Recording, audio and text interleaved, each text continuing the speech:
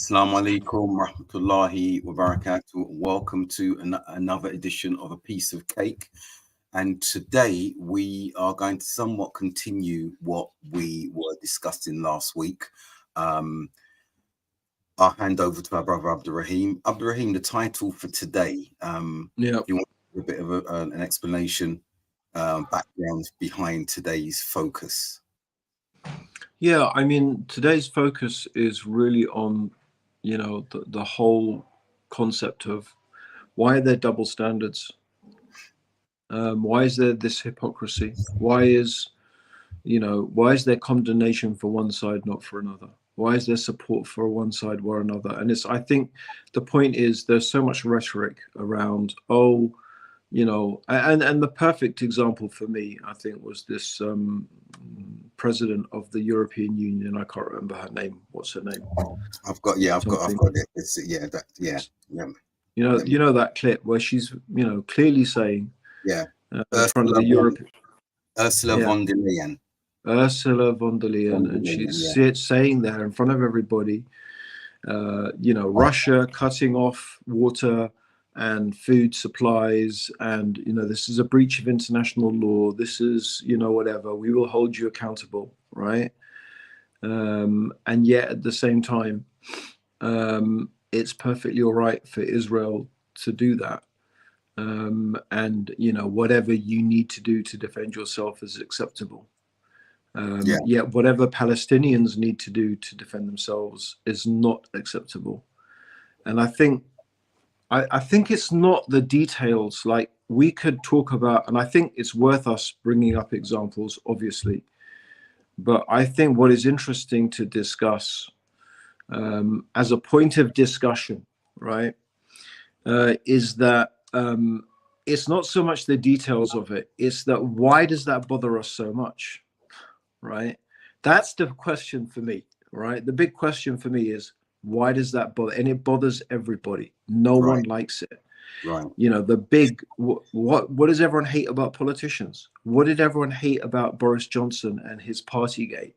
One rule for you, another rule for us. Yeah. Hypocrisy, double standards. Yeah. Okay. Everyone has to be subjected to ABC, except rich people, except white people, except, black people, except men, women. It doesn't matter what it is. The fact is that what interests me is that thing in human nature that makes injustice so intolerable, right? That's so unbearable, that makes us so angry, that makes us so incensed, that we are prepared to do almost all sorts of extraordinary things to level the playing field. And you know what is really interesting, Abdul, what's really extraordinary? It doesn't seem to matter how good your life is, right? So if people are living a relatively good life, right? If you're living a relatively good life, so your own personal life, you're not really suffering in any, on any objective scale, right? So I'm just talking generally here. Obviously not talking about the Palestinians. I'm not talking about specific cases. I'm just talking about generally. If you are generally suffering, not suffering, but you're generally living objectively what seems to be a good life, but the discrepancy between you and the way you live your life and other people who are taking advantage of you is still going to make you angry and incensed, right? And especially if those people are not subjected to the same requirements and controls and laws and rules and regulations. We human beings just can't stand it. Right. We really just can't stand it. And it reminds me of something that Allah alludes to in the Quran, that killing, that injustice is worse than killing. Killing is bad. Killing is terrible. But that people live under injustice and oppression is worse. And it's a truism. It seems to be true about human nature. It seems to be true about human nature. We yearn for justice. We want justice. We want to be treated fairly.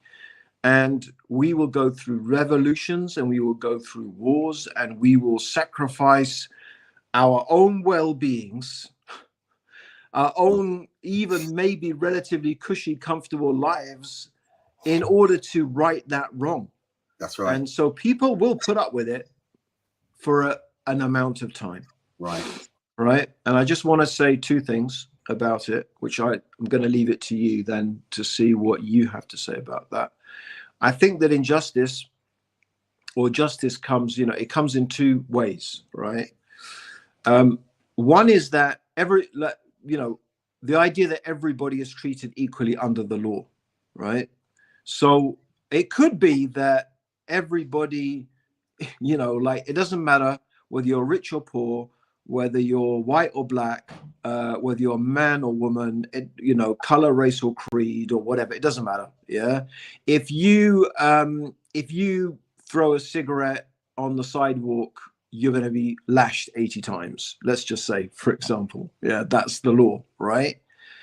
Now, everyone gets the same treatment. It doesn't matter. You can be Prince Charles. You do it, King Charles, yeah?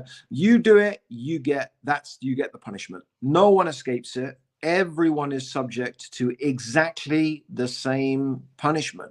But the punishment is not really a fair or reasonable or just punishment. Yeah. So that's one type of justice. One type of justice is where everyone gets the same treatment. Yeah. And the other realm, as I've sort of probably alluded it to already, is that you can have laws that may be applied equally to everybody, but those laws are not reasonable. They're not fair. They're not just. They're not really in tune with, what is proportionate. And of course, that's way, way more controversial because who decides that anyway? Right.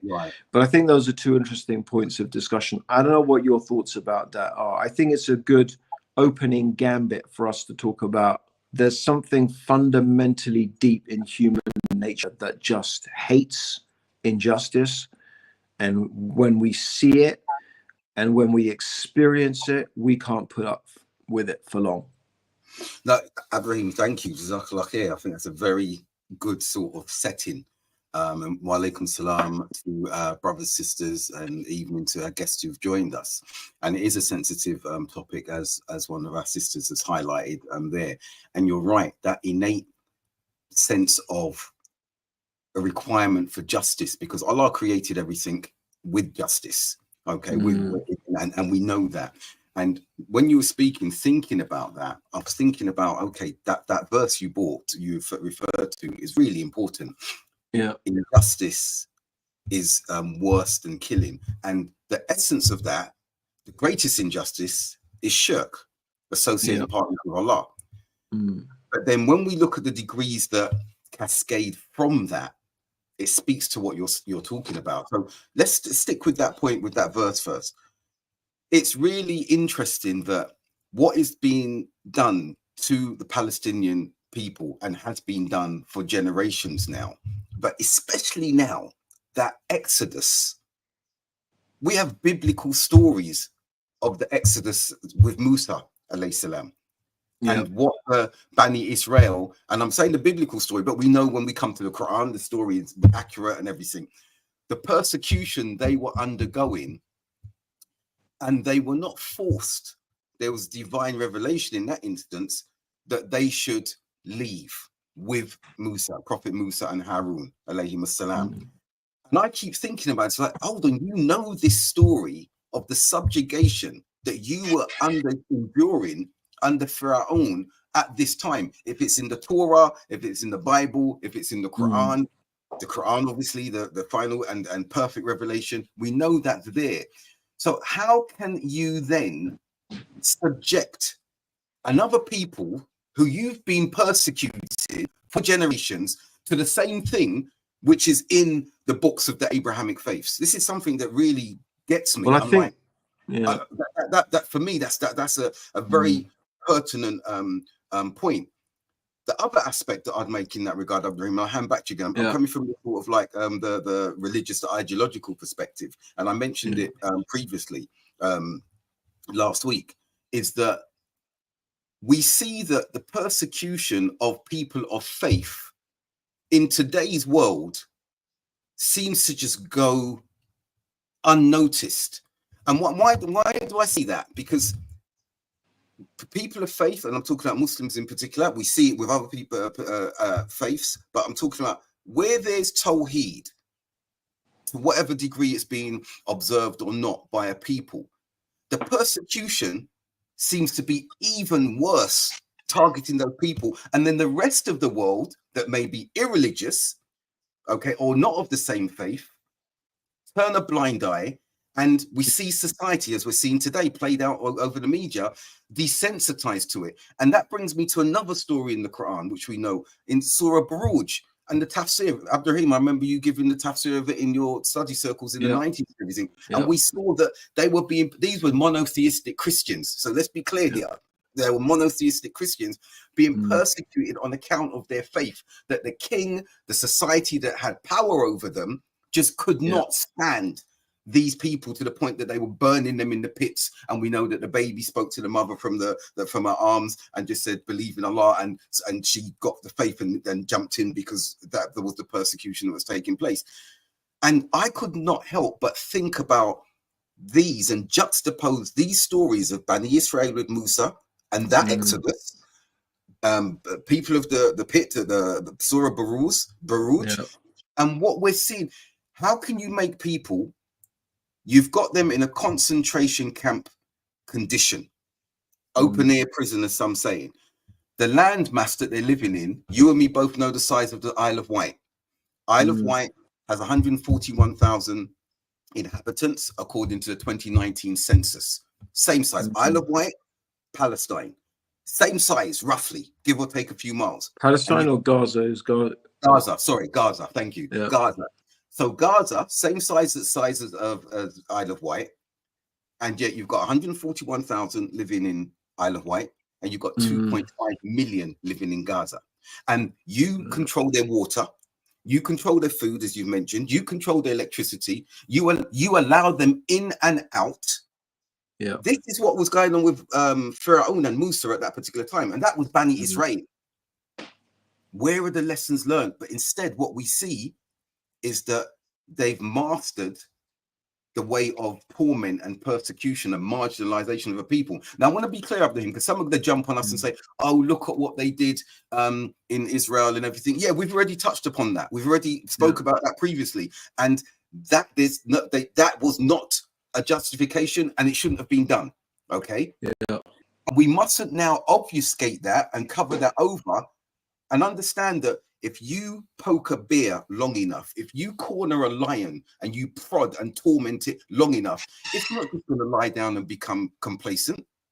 It's going to respond in a way that is uncontainable, uncontrollable, whether it's right or wrong. So let's not forget that this, what happened last Saturday, worst thing in the 75-year history, understood, acknowledged. Yes, we hear that. But that 75-year history was at the expense of what and who? And it's generations that lived there that 75 years who've been displaced, and those who are living all over the world now, and they still hold the keys to the land that has since been taken in occupation. So these are contexts that we need to look at and draw parallels from a religious perspective, but obviously from a social perspective. But coming back to what you said now, bringing it full circle, you're absolutely right. Injustice is something that mankind, we cannot tolerate. And Abdurraheem, not only human to human injustice, when we see cruelty to animals, when we see the devastation of the climate change, the environment. But the poorer countries who are saying we're not going to exist if you continue with this, and the poor, richer countries saying, well, we're going to continue, but we're not going to allow you to have the same rights as us. We need to have these benefits. We need to continue extracting. The growing economies like India and others saying, well, we're going to join the ladder. And everyone knows suddenly 2011, we need to abide by these agreements. We will, you won't. Injustice. on so many levels, double standards on so many levels, hypocrisy on so many levels. And one of the things I see, Abdurraheem, one of the answers that I would give to that in the short term, if you like, those who are contributing or who are purveying these double standards and injustices, they're only doing so for a perspective of their lifetime, their life cycle, because they're not interested in they're not interested in the subsequent generations. They're not interested in the voice of the youth. Look at Palestine. Look at Gaza. 50% of the children, the population, are under the age of 16. 50%. We see propaganda and look at the children of Israel. Yeah, we don't want to see the children of Israel being butchered or anything like that. But just look at what's happening to the children in Gaza. Yeah, but I think this is the real question that we need to ask is obviously everyone can see this. We all know this. Like, there's nothing we're saying that's that new. Yeah. I think the question to explore is what makes people behave like that? What makes people do that? And why are people generally so intolerant of it? I mean, this is what fascinates me. So I think we've already had some answers, right? So some of our brothers and sisters listening, yeah, have posted, interestingly, it's a feeling of superiority. And Right. I think in many ways that's what it comes down to, right?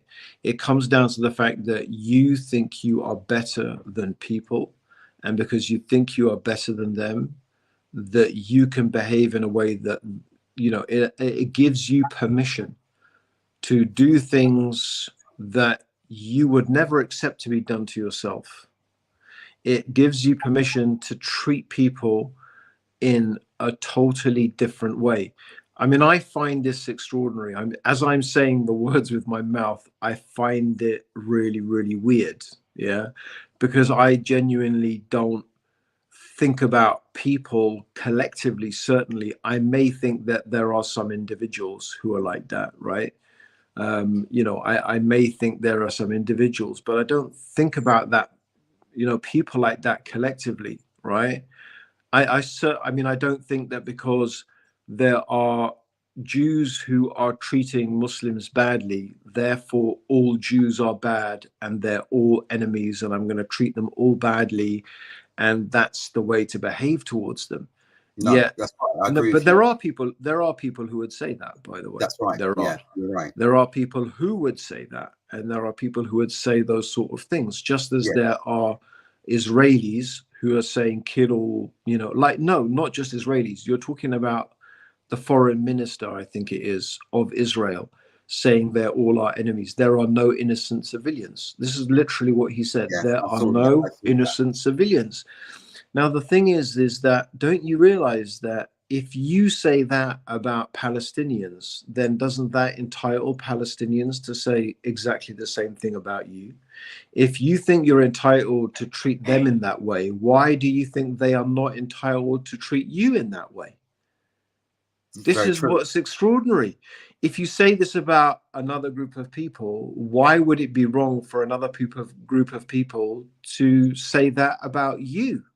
And on top of that, Abdurraheem, they had that done to them. We saw the dehumanization, as some of the brothers and sisters are mentioning. We saw that happen to them before we saw the atrocities of Nazi Germany. We saw the depiction of them, and you can get the archives and place them alongside each other, and the language is similar, if not the same. Yeah.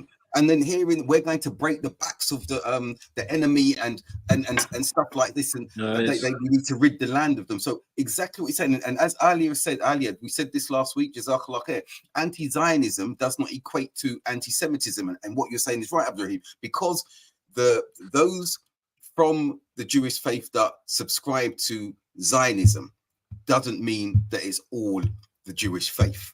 We have guidelines in the Quran in how to interact with them, and vice versa in that aspect there. But yes, you're right. If they're going to come with what this minister said about all of the Palestinians are basically subscribing to Hamas, Then human animals. One of them called them human animals. Yes, I read that as well. Like that.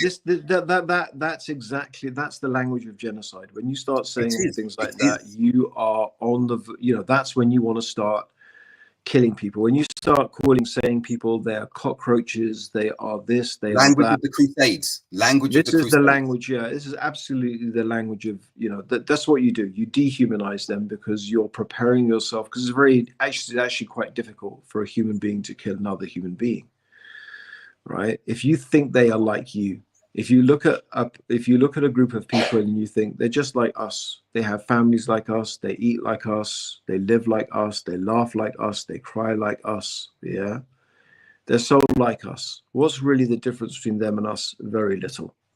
Yeah, right. And Abdurraheem, that's how that dehumanizes. Yeah, it's very hard to kill people who are like you. It is. Or enslave. Yeah, it's going to be hard to bomb a family because you're thinking of bombing your mum. You think, well, she's just like my mum, and that's just like my sister. Right. But that's exactly how we should think about each other. Yes. That's exactly how we should. And I'm not saying like sometimes wars have to be fought, but even when you are fighting wars, I believe that's exactly how you need to think, right? Exactly. You need to think like that, right? For example, and it's very difficult. It's very difficult. Yes, it might slow you down, right? It might make you not do things quite as decisively and as brutally as you think you might need to. But why is that a bad thing? Why is that a wrong thing? Let's give examples of what you're saying. I'm thinking of some examples of what you're saying. One from a religious and one from annals of history as well. When Ali was about to, he had somebody there who he was about to kill. He declared the Shahada. Ali still killed him. Okay, he didn't dehumanize him, but he felt he was saying that statement to save himself. Prophet it was Khalid bin Walid. Khalid bin Walid. The Prophet admonished him for that. Yeah. Okay, what did you see in his heart? Did you open his chest? Yeah. Then we move on from that. That was a lesson learned. Okay, with regards to intention and how we deal with the enemy in that circumstance. Then we see in the World War, I'm not sure which one it was, you can remind me, World War I or World War II, when it got to a point where I think it was over the Christmas period. Yeah, World War I. It was the first World War in the trenches. They were in the trenches and they came out and played football with each other. Yeah. Yeah, they came out and played football. They recognized what each other was doing in the trenches. They recognized the humanity of each other. Okay. And I believe that does prevail in some circumstances, but what I'm hearing from the IDF at the moment now, and let's be frank, when a state is founded upon fear, xenophobia, superiority of other, and hatred, then from the very essence of that establishment, you're going to look on those who you consider to be vermin as less than human. You use the term cockroach. That's a very clear thing. And what we're seeing... Well, that's what they started, Yeah, this was in Rwanda, in Rwanda before the genocide, This is that they started broadcasting these things and they started using this type of language, cockroach, and similarly, the Nazis referred to the Jews as rats and vermin and stuff like that. It's that dehumanization. It's making them like animals, really, pests that need to be exterminated. Yeah. That's the type of language that is being used. But coming back to your question, Abdurraheem, and your surprise, I share it, that incredulity, because when you see, I'm not going to say ours, the UK foreign minister or home secretary saying that waving a Palestinian flag could be illegal and a crime. Okay. Yeah. When you see that double standard and the hypocrisy that you're speaking about standing with Israel on the point of that attack, okay, acknowledged. But what about when that's been taking place with the Palestinians for decades, and there's never been a statement of standing with the Palestinians? Never. No. So the question is, how is I think it's a sense of desensitization, that no one can speak. We saw what happened in the Labour Party, and there was anti-Semitism to an extent, not all of it, but no one can speak about Palestine, being pro-Palestine, without running the risk of being called anti-Semitic. And again, we have to reiterate, anti-Zionism is not the same as anti-Semitism. So my thing, Abdurraheem, is that how have we got to this stage where the support means the denial of oppression of a whole nation? Support for one means denial. Let's broaden it a little bit. Yeah. We see the splits in the political parties here. If you're Labour, you can't acknowledge, and alhamdulillah, we're apolitical. You won't acknowledge anything from the Conservatives and vice versa. If you're Republican, everything that comes from the Democrats in America is evil and you can't subscribe to it, and vice versa. Yeah.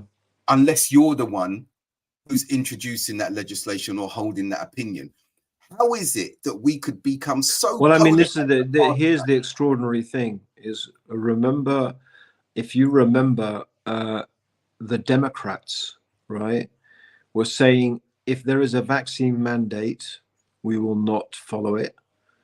If this vaccine is released, we will not take it. And the only reason they were giving is because it comes from Trump. Literally, that's it. That's literally it. That was the reason they gave, yeah?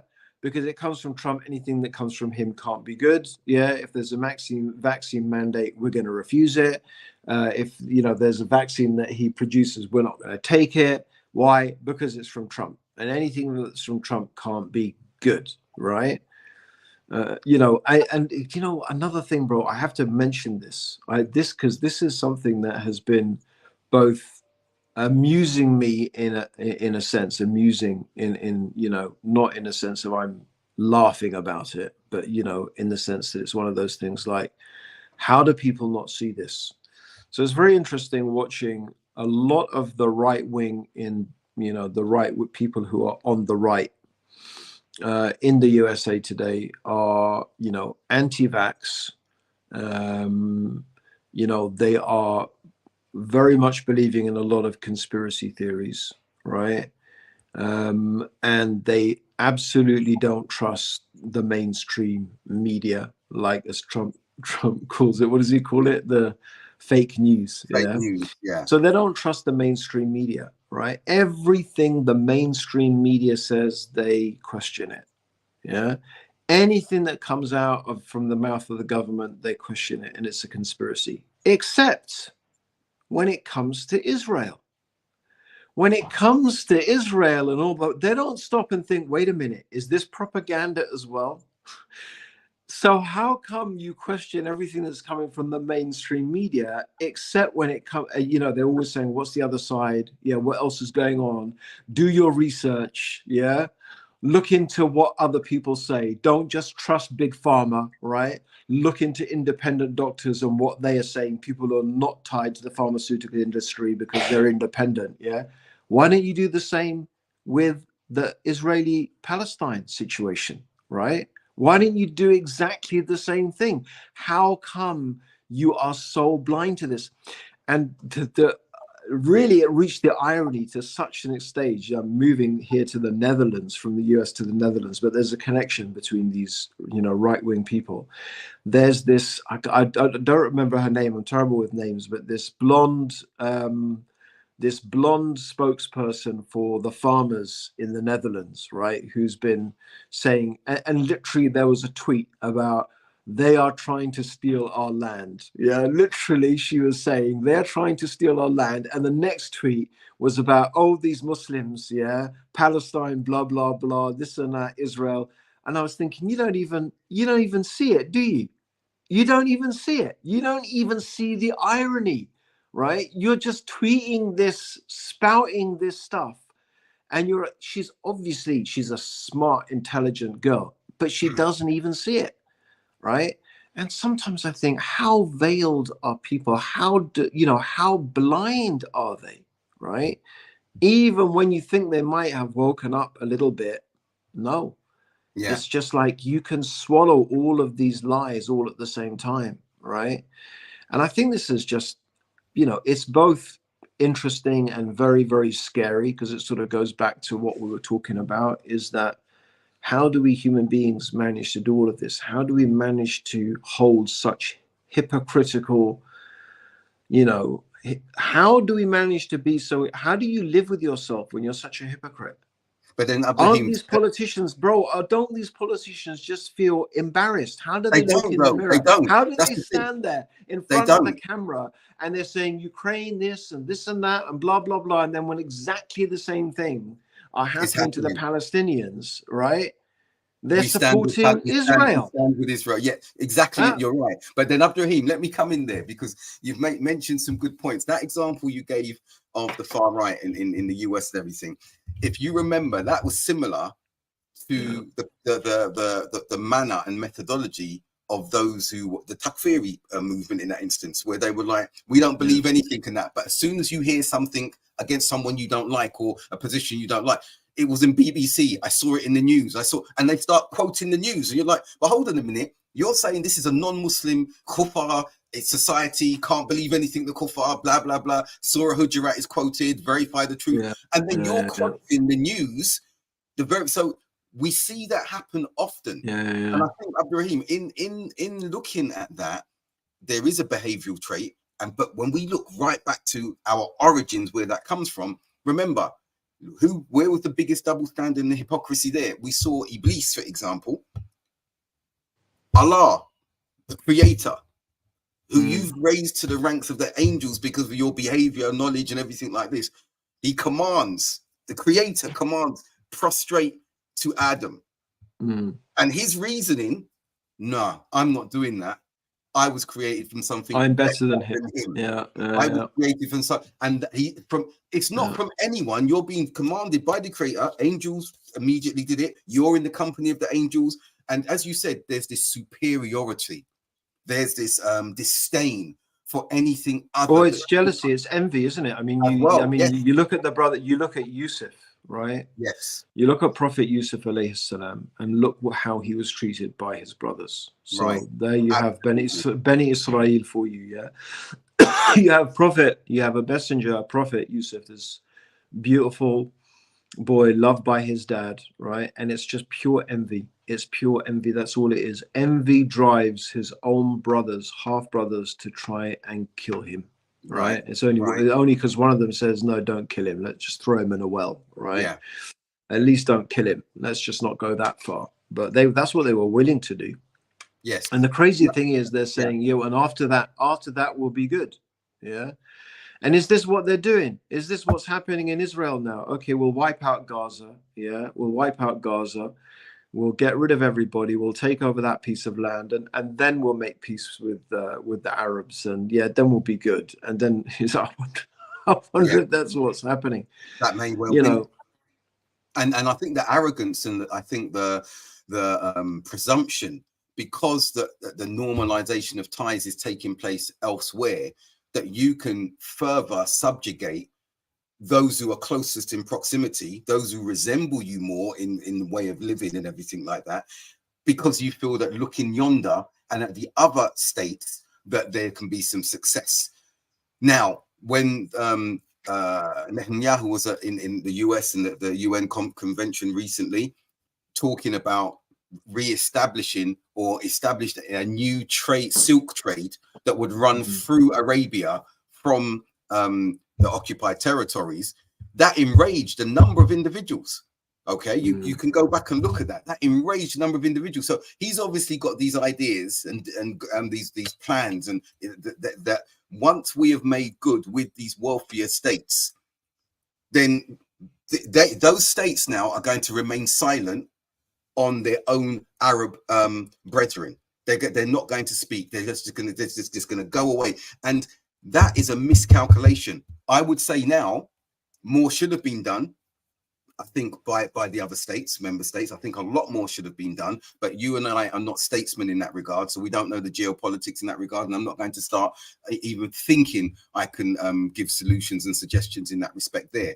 But what we've got to come back and look at is those double standards, the hypocrisy that is existing, is not just today. This has gone on since Nakaba. And we know that before for concentrating on Palestine, they looked at, I think it was the Gambia or Ghana or one of the African countries. Uganda. Yeah. They looked at Uganda with regards to maybe moving Jewish creating their Zionist state in Uganda. Exactly, but they didn't want that. They said that Israel, the land Palestine, is our homeland. We want that. And then you had the superpowers of the time, the British, initially supporting them until they became uncomfortable with the barbarism that they were seeing in the strategy to take over that land. They stepped back, and ever since then, the US have been there unswervingly supporting them in that respect. And then when you look across other aspects of the world, the darker world, yes, we see what's been done in the way of where democracy is not being the democracy they've wanted. Then they've arranged to assassinate those leaders. We see the Ukraine. Yeah, this is another classic. You know, right. Yeah, this whole Ukraine thing about democracy. Yeah. Yeah. Yet establishing dictatorial regimes everywhere, and overthrowing democracies. Yeah.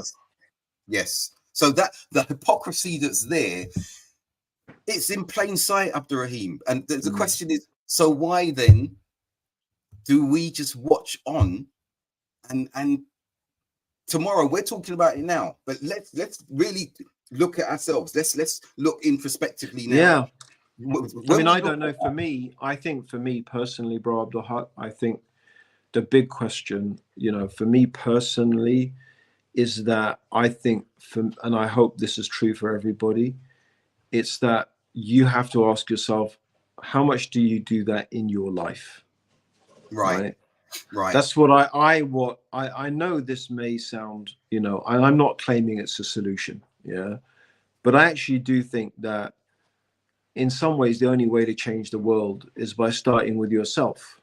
Yes. How can you know, if we are going to cry foul about the injustice towards Palestinians, yeah, but yet we ourselves within our own family environments are oppressing our wives, we're oppressing our women, yeah, we're treating them badly.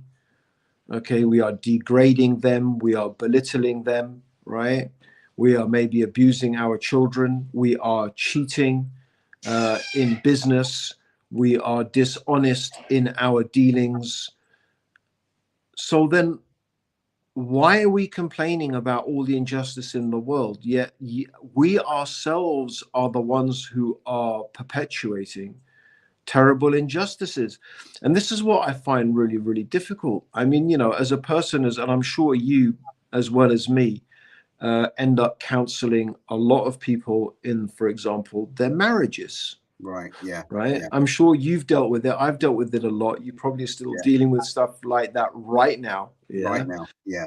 Okay. And, you know, we've had to deal with these things a lot.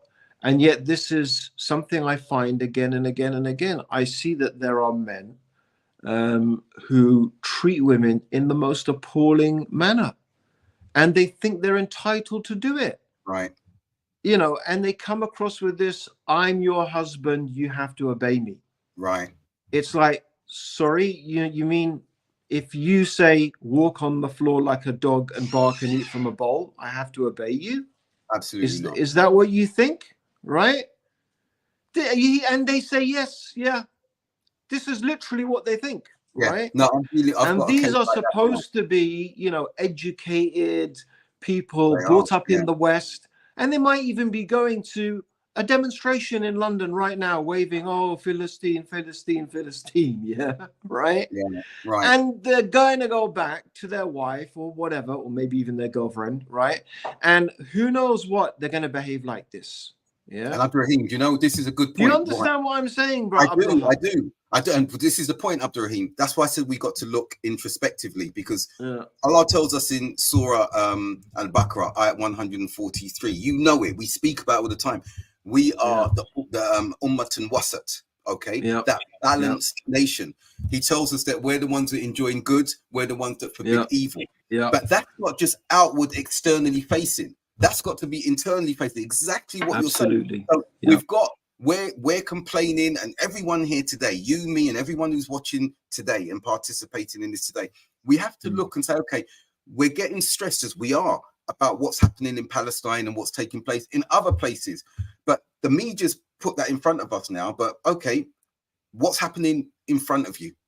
What's happening to yesterday's story with the Uyghurs? What's happening with the Rohingyas and what they're facing and things taking place there? What's happening in some of the Central African countries and the brutality that's taking place there? Whether they're Muslim or not, because oppressed are oppressed are oppressed.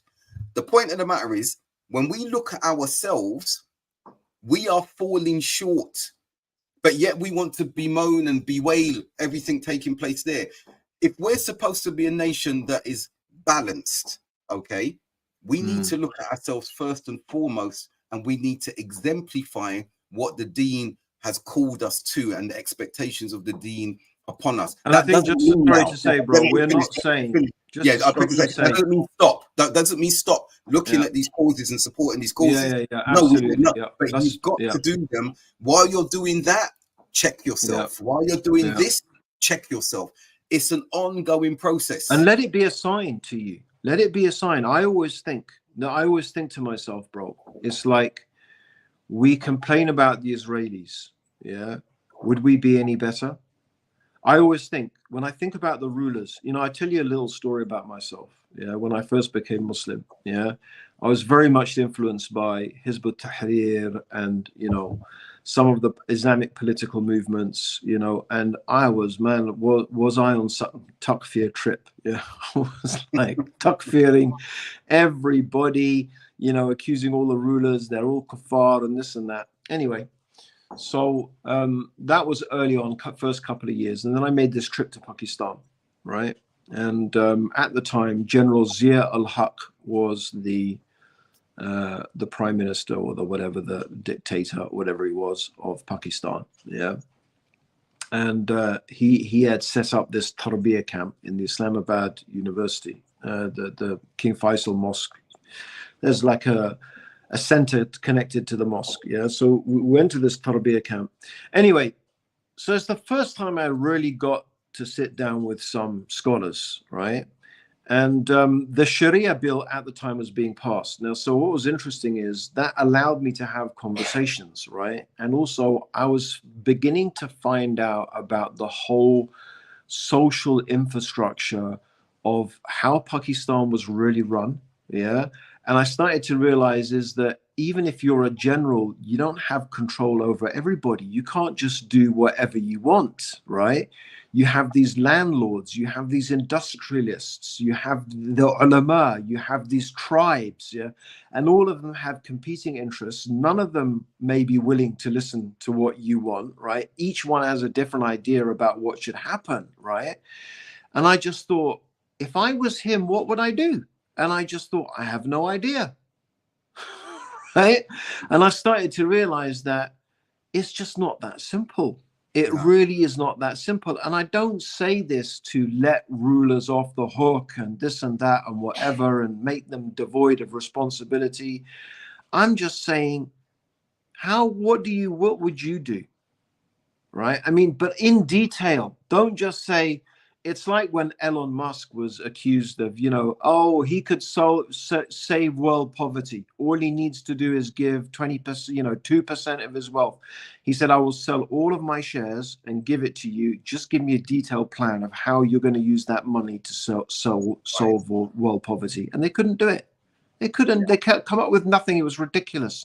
2-page of platitudes. Yeah, we would spend on this and that. No detail. I want a detailed plan. How this is going to make a difference. How is it actually going to solve poverty? What are you actually going to do? What would you actually do? And I think this is a question, right? All of us have to ask, right? When we say anything, we have to think, are we better? Could we be better? Are we developing the levels of characteristics that need us to be better, right? And for me, one of the most hopeful things I have seen, right, is when I saw a video of a settler, an Israeli settler, right? An Israeli settler woman being interviewed on Israeli TV. So she was speaking in Hebrew, and she was talking about how well she was treated That's by right. I some saw of it. the fighters. I Yeah. saw it. And Yeah. how, she ate a banana and they said, don't worry, we're not going to hurt you. And we're not going to hurt your children and this and that and whatever. Right. Now, this can't be Palestinian, or Hamas propaganda or anything like that. Right. This is like a woman interviewed on Israeli TV. Right. Now, all I want to say is, and I'm not going to comment about any particular group or individual or whatever, right? But I'm going to say as a general attitude, right? If that's how the Muslims actually behave, if that's their level of morality, if that's genuinely the way that they treat people in warfare, and that's their general attitude, I'm telling you, this is the sort of thing that is going to bring victory. Yeah, Right. this is the sort of thing that is going to bring change. Yeah. Because we all have to realize that Allah is going to support people who are just. The help of Allah is going to come where there is justice. And if you can't deal out better justice than the people you're fighting, yeah, if you can't be further away from sins than the people you're fighting, if you can't be more far removed from oppression, yeah, than the people you're claiming are oppressing you, right, and you don't behave better than them, why would you think Allah's going to bring about any change? Right. Why would you think Allah's going to bring about? Huh? That's right. Very, very good point. And Abdurraheem, thank you for raising that. I want to just look at one thing in particular, and I'm going to go off tangent. It's funny. It's like, well, it's not funny. As you're speaking, in the distance, I'm hearing fireworks going off where I'm living. Okay, I don't know what the occasion is, and I'm thinking to myself, and we do it here, and I saw it when I was living in Dubai. The fireworks are going off, and we're in amazement. But I'm talking about the sound now, and I just thought to myself, imagine the fear of these noises and what they are facing with the bombs dropping in Gaza at the moment. And yet I'm listening in the distance, safe in the UK, to firework displays going off, and maybe children and everyone there looking in amazement and awe at what they're seeing. But anyway, that was happening while you was just speaking. But the point I want to make now is, when we're looking at double standards as well, we've got to draw the parallels. We acknowledge, the world acknowledges, and it's right at the forefront of our memories every time, the atrocities that were done to the Jewish population under Nazi Germany, the Holocaust and what happened there, and the inherited trauma that accompanied it. That's the one thing. So likewise, there should be an acknowledgement of the inherited trauma since the Nakba, since 1948 of the Palestinians. Yes, but then also, then I'm going to bring another parallel, because this is that's further away. It's surfaced again. So then, if you can acknowledge these two things, and at the moment only one is acknowledged, only one, okay, of the smallest population, okay, then acknowledgement must be there for the inherited trauma, because it exists, of what continues to happen to countless Black populations in the West from what happened with slavery. Studies have confirmed there is inherited trauma. That's why there's discussion as well around reparations. But these two latter ones that I've mentioned get very little acknowledgement and acceptance from the political powers that be, but also from amongst our own communities. Also amongst our own communities. We should be making those more prominent. We should be talking about the inherited trauma of the Palestinians. We should be talking about, and one thing I want to highlight here, Abdurraheem, a significant number of Africans that were enslaved were Muslim, but that doesn't resonate amongst our communities in themselves as well. So we've got to ask ourselves why this subjectivity, why this selectivity through the lenses with which we look. But coming back to the point you've said, and I want to round off what I'm saying in just coming back to that context. It's a good point. It's an important point, bro. And I hope everyone can just pause for a second, literally pause on what you said, because I think it has to be emphasized, right? Is that you're right. and we've heard a lot of people saying, we have heard it, right? Oh, the Palestinians have been suffering this and this and this. What do you expect them to do, right? Of course, they're going to react as such A, B, C, D, because of all the stuff they've been going through for 70 years. But then doesn't that also apply to Black people who have been subjected to racism, who have been enslaved, right? Who have been deprived, who have been treated differently, who have been marginalized, who have been targeted, who have been used for medical experiments, and so on and so on. And we're talking about in the West here, right? And it's still going on. It's still literally as we speak. Look at the whole Windrush scandal. It's still going on. It's actually shocking and shameful, right? And it's not 75 years, Abdurraheem, and it's not since the Holocaust. We're talking no, it's 200, 300 years. 400 years since this whole thing started. So Yeah. that's really important. And I think when we put these parallels there, it really highlights the double standards, but not only generally, but amongst ourselves as Muslims. Also, why is the focus on, it's not even the more recent, because 75 years of generations growing from and living in concentration camp-like conditions where your food and your lifestyle is controlled by an external occupying force. And they're trying to say, we've been good with the Palestinians. Abdurraheem, when I heard one of the female representatives mentioning, the Palestinians could have had the Gaza Strip, it could have been a Dubai, or it could have been a Beirut. They chose for it to be a Beirut. I thought to myself, is this individual mad? You're talking about what they could have done in Gaza. They had the whole of that land, and we see archives on how that society and infrastructure was, and you had Jews and Christians and Muslims living peaceably together. So yes, I think the double standards and the hypocrisy are apparent, but the question is now, Abdurraheem, is what do we individually do about that? I saw a comment come up, and I agree with the observation there that Quran school tomorrow is being closed because there's going to be a protest. And my question would be, why would you do that? Why would you stop Quran school for children and everything to go on a protest? The Sunday school Quran recitation classes are cancelled tomorrow due to a process. I'm not going to answer it, but my question is, why would you do that? It doesn't make any sense to me. One is more beneficial than the other.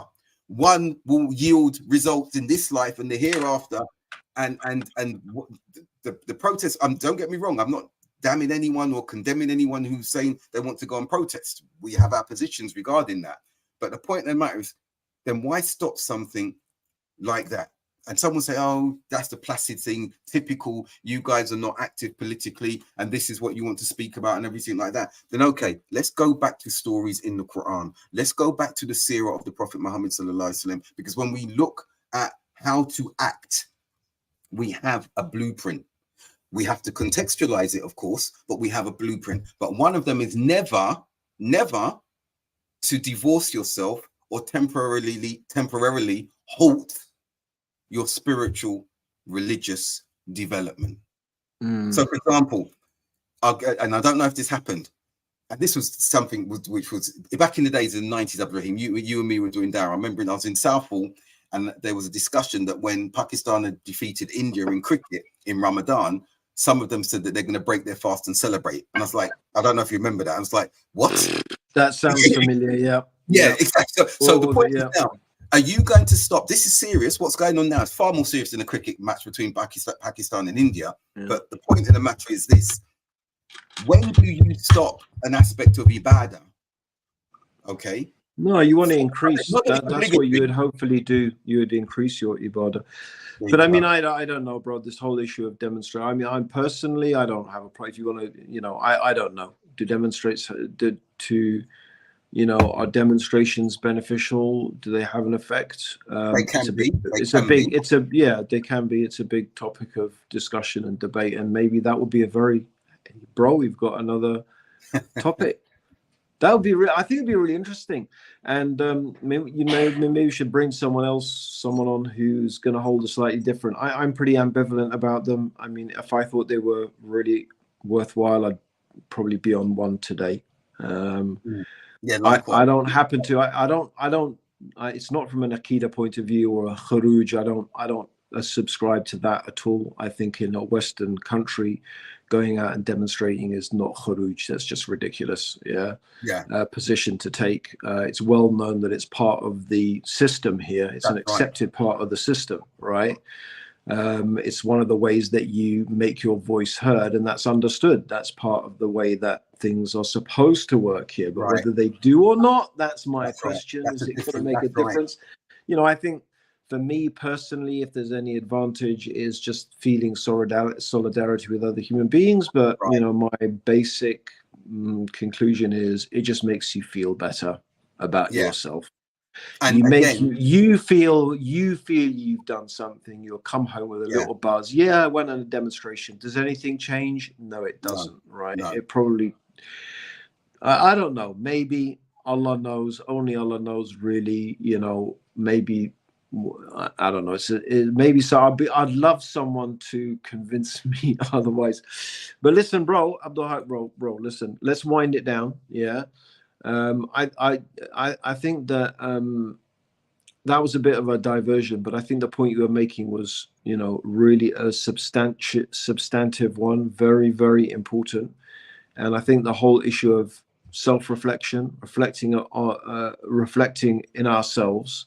And I know it often seems like, oh, well, what difference is that going to make? But I think the world is just made of human beings. That's what it is. And if every human being is able to reform themselves and be empathetic and feel for other human beings and treat others the way they would like to be treated, surely all that is going to do is make the world a better place. And I think it's a lot because we don't do that. We dehumanize people. We think that some other group of people, whether it's from the color of their skin or the tribe they're from or the part of the world they're from, you know, are somehow inferior to us or whatever. I think it's a cause of real problems. Maybe it's the root cause of a lot of the problems that we have. And I think concluding on what you're saying, I know we're not going to talk about protesting now. That's as you said, it's a totally different subject in themselves. But as Amar's highlighting, hit them in their pockets. But what Bilal has just said, if Hassan can put that back up, we as a Muslim caucus have got so much impact in what we can do in this society and across the world. And if only we would come together and say, do you know what? We're seeing that this organization is funding or sponsoring this society or this government or this. And then we say, do you know what? Because now, remember, they want the Muslim pound. We've seen that. We've seen that. And it works. If you make it clear, you do it collectively, right? And it's very clear. You do this, we will not support you. It does work. No doubt. Exactly. And that works more than protesting. And remember, one of the things I want to conclude on this point on protest, yes, it's there.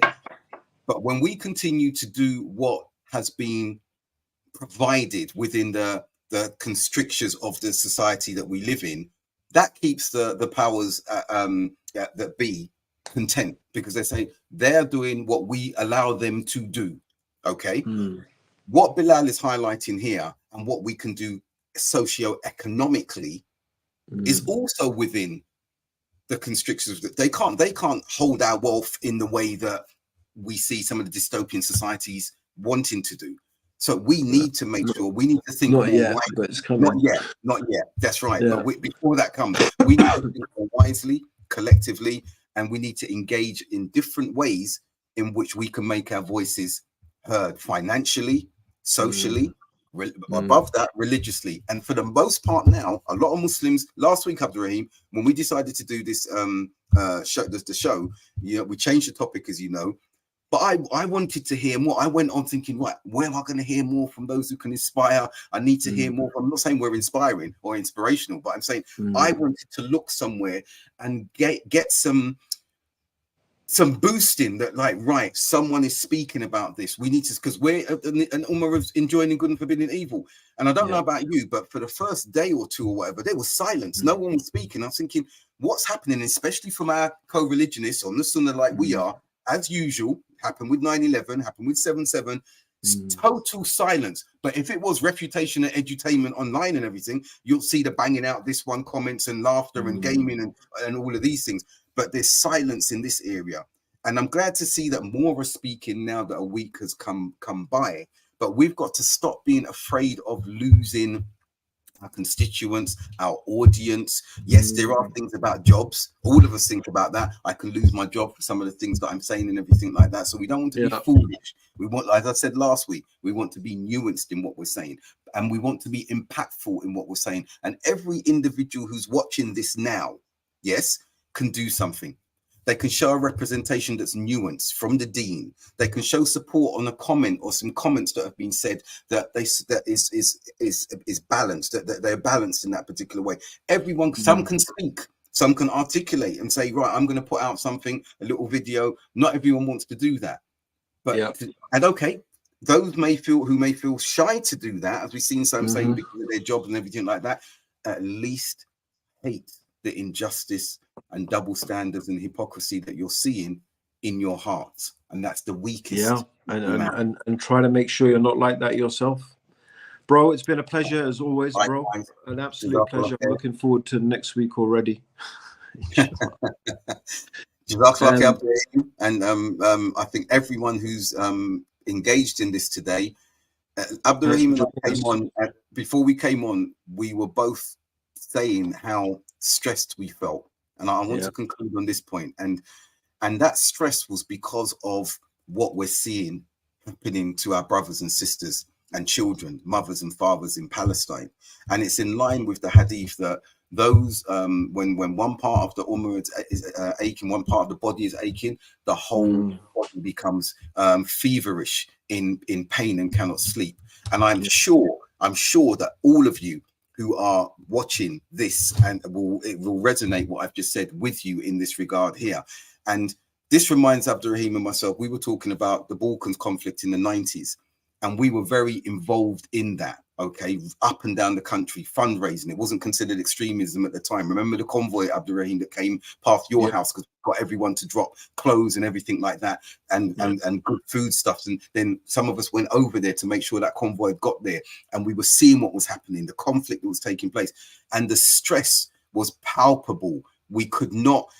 You could not rest. You'd go to work in the day, you'd go and do things, but in your mind, when you're meeting individuals, I used to meet Abdurraheem, I think on Sunday mornings we were doing activities, but I'd come to his house for a coffee and we'd sit just to get a breath. We won't speak sometimes, Abdurraheem, if you remember. We would hit the road together, but we knew that what we were doing, like, we want to please Allah. We've got to be doing something because what is happening, and I'm going to say this, Abdurraheem, because you may have forgotten, and I want to show everyone that this cycle is repeated. It's happening in Palestine, occupied territories now. But we would see videos from our brothers who were fighting, who would come back out.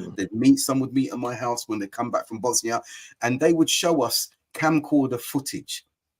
And I saw, Abdurraheem, you may remember this, I saw the testicles of children and penises of children from 5 right up to adulthood on a tray. They'd been castrated. This was Serbian footage that had been got and the brothers had fought them and got some. And we saw this is what they were doing. This is what they were doing. The rape camps that were there, and the sisters, the young sisters who were being raped. Remember the stress from all of that. And we had some, mashallah, one of our brothers went over, and some of them went over and brought back sisters from Bosnia and married them and everything because they'd lost their husbands, and they were facing that trauma. And we see that trauma still palpable when you go to Bosnia today. So brothers, sisters, we don't listen, guys, we don't want people to get frustrated. This is another very important thing. We don't want you to take any rash actions. We don't want anyone to misunderstand something that Abdul Haqq is saying. There are legitimate avenues that you can make a difference. Doing crazy things, hurting other people, not at all. Picking on communities, writing off whole groups of people, like tribes of people or religious groups, because one group of them, some of them are doing something. We absolutely should not be doing anything like that. The things we're talking about, brothers and sisters, is improving yourself, making sure that you are not treating people in the very horrible way that you don't like people to be treated. The same things you're complaining about, are you doing that? Are you mistreating people in your life? Is there a way you can help them with aid? So that's what we were doing, sending aid convoys, sending food, sending clothing. So I just want to say, brothers and sisters, channel your energies in a positive direction. Please channel them in a positive direction. Don't and sometimes it's better not to see this stuff. Yeah. You don't I do not like this sort very of, good point. this gore, very good this point. Switch off. Yeah. There's got to be a point. And Jazakallah khair, Abdurraheem. What I've explained to you is to show you over 30 years ago to where we are now, Abdurraheem and myself and many others. Context This is life, man. It's and just, the way it hasn't changed, has it? Yes. The way we respond is really, really important. It should not be knee-jerk and emotional. The deen does not call for that. But what we're saying is, don't look at today and respond emotionally. This has been going on for decades, and you will be involved or witness it to varying degrees, especially with social media. But I'm going to stop on this point, Abdurraheem, because I was thinking about it for myself. Don't ignore what's going on, but come up to the surface to breathe, because if you're looking at this every day, if you're surfing the web or your feed is showing you the brutalities of what's happening, it will stress you out, and you need to you gotta take a break from that stuff, guys. Don't allow yourself to be. It's very I let it happen to me, before, not this time, but but about, I don't know, 10-12 years ago, when I was working with an organization. We were dealing with the whole Iraq situation, and I had to, because of my job. I was immersed in studying stuff 2 weeks. It was horrific, man. It was just the pictures, the images I saw. No, I don't think no one needs to put themselves through that type of stuff. But so anyway, brothers and sisters, take it easy. Yeah, it's been a pleasure, Abdul Haqq, bro. Jazakallah khair. I hope I think we got a few of the brothers and sisters saying this helped them a lot and they've learned a lot. So that's always a good thing. May Allah bless you all, brothers and sisters. May Allah help our brothers and sisters in Palestine and wherever they're being oppressed. And we ask Allah subhanahu wa ta'ala to bring goodness to the ummah and, to all the people of the world, in fact. Alhamdulillah. All right, bro, Abdul Haqq. Over to you, bro. Assalamu alaikum from me, everyone. And yes, I will say wa alaikum salam to Allah. Jazakumullah khair. Nothing more to add to what Brother Abdurraheem has said, and we look forward to seeing you next week, inshallah. Assalamu alaikum wa rahmatullahi wa barakatuh.